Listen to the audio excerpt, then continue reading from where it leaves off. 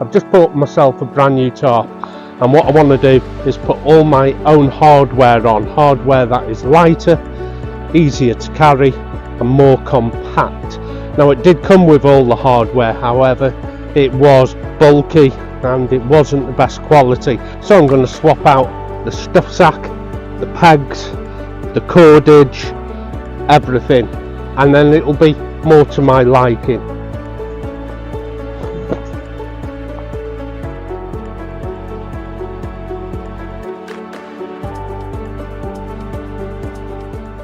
At the time of recording this, pretty chilly. I might even get a nice cup of tea on, but this won't take long at all with any luck.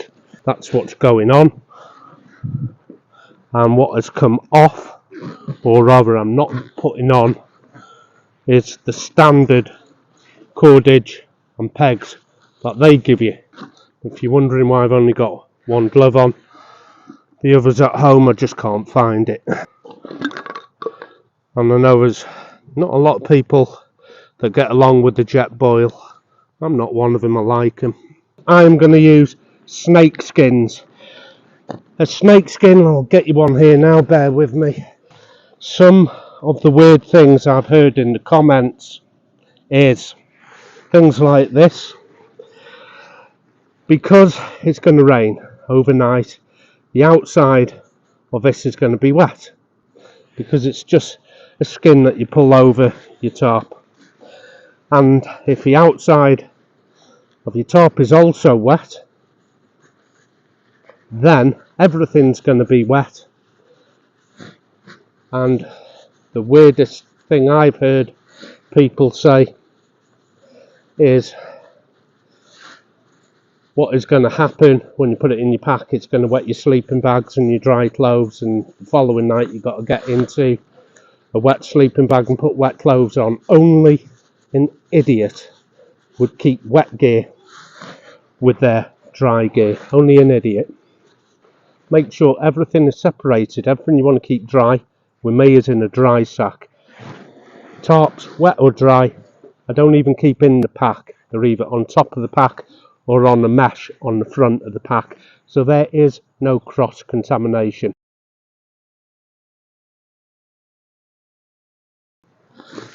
When I first got this tarp, it had heavy duty cordage on, and this is Dyneema. It's 15 meters I got, and I cut it in half.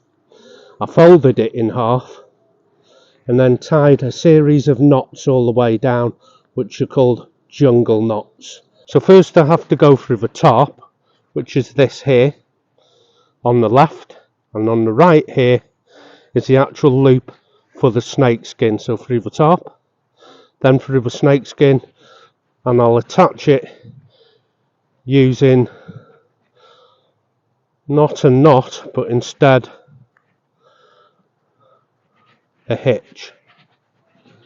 So bring that first through the tarp on the webbing, and then through the loop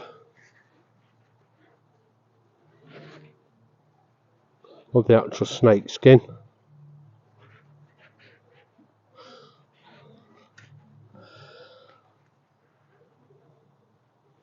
Then I bring all the line through this last loop of the suspension like this, which will connect the two together. I've only got the one side on just for demonstration. Let's go around the tree.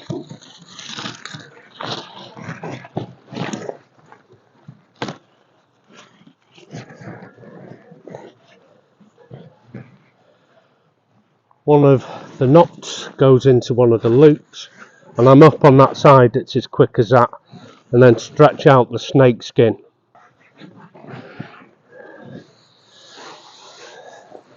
So that is 50% on my tarp, instantly packed away. No rolling, no stuffing. I just need to find that other end. You see, there's no knot, so anytime I want to transfer this to a different tarp, it's very easy to do. Let's weight the end of my suspension down. I'll just use my keys, take them off my belt.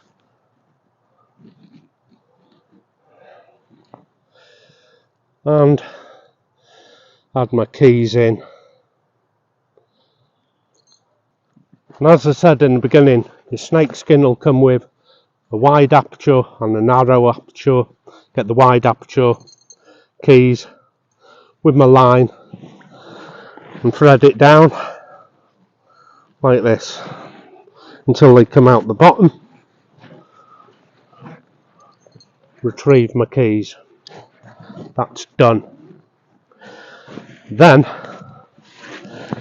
I can start feeding this snake skin over the top. Right, another stupid thing I have heard in the comments from comment warriors is this. Because it is wet on the inside and outside, because it's been raining, it will rot my tarp. Well, if your tarp is in a rectangle stuff sack and you don't dry it out when you get home, it will still rot. When I get home, everything is line dried, and anyone who knows anything about sil nylon will know it dries incredibly quick. Bet you thought I forgot about my brew.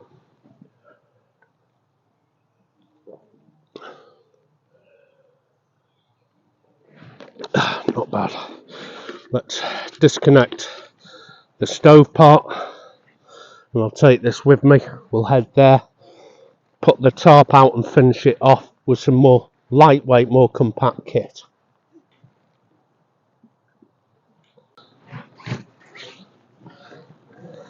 Just want to show you how easy it is to use these snake skins. Nothing tricky about it.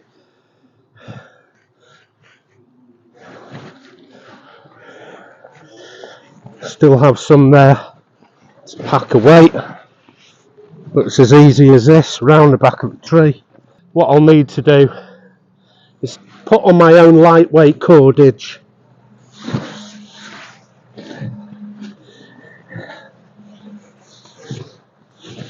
Okay, that's worked out nice. Hopefully I have some lightweight cordage, which is Dyneema. Comes in 1.75 and 2.2, they're the thicknesses. This is very, very thin stuff. This is coming in at about £1 per metre, so get yourself 10 metres, 10 quid. It will last a lifetime, just cut it to the length you want. And I'm not going to put a knot in it, it's another lock's head hitch. Cord there. And this cord, although it's the same kind of orange as the cord this top comes with, it's a lot lighter. This loop here, just get my finger in that and put both of these parts, the short tail and the long tail, through the loop. This is their line from Onewind company. Nothing wrong with the line. It is rigid. It doesn't take a knot very well, but luckily they provide gadgets, so even a novice can use Onewind products. That this is Dyneema. Dyneema is super light, takes a knot very well, and will last a lifetime. I've still got the same Dyneema I've had for about 8 years. I've just bought some more Dyneema because I bought a new tarp, so I have Dyneema on my super light tarp and this ultra light tarp as well. So nothing is tangled, even though I haven't put them in the figure of 8 twist. I can elevate the height of the tarp and lowering it without disconnecting it using the jungle knots, and that's done by simply moving it down the tree. So from head height, bring it so it's resting on top of my shoulder rather than up here. I just moved it down the tree, same the other side. From above head height, get it resting on my shoulder to pack 50% of it up without doing the figure of 8 twist. It's as simple as that, with all the lines loose. But before I put on the other half there, I want to show you the elastics. On the end of the tarp, this is what it came with. It's a thick reflect cord stretch with a rather lovely carabiner. That's good quality, but I don't need it. Let's have a look at the other one. This is what makes the doors, by the way. I put much thinner elastic cord on, really lightweight, and instead of a carabiner, this is a baby mitten hook. I'll put it on the end of my finger so it gives you some perspective of just how small that is. And the only function of this is to close doors, so it doesn't need to be that thick. Just slide the snake skin almost to the halfway point, same on this side. This is much quicker than rolling or stuffing it, which only leaves these bits of cord here. Make sure I've got no twigs in this, which I haven't, and they just get tucked into the snake skin. Just going to wrap it round my hand, tuck that into my snake skin, and when I get home it will be line dried, everything. I don't leave things out wet. How quick can I take all this down? It is a pull on my line there,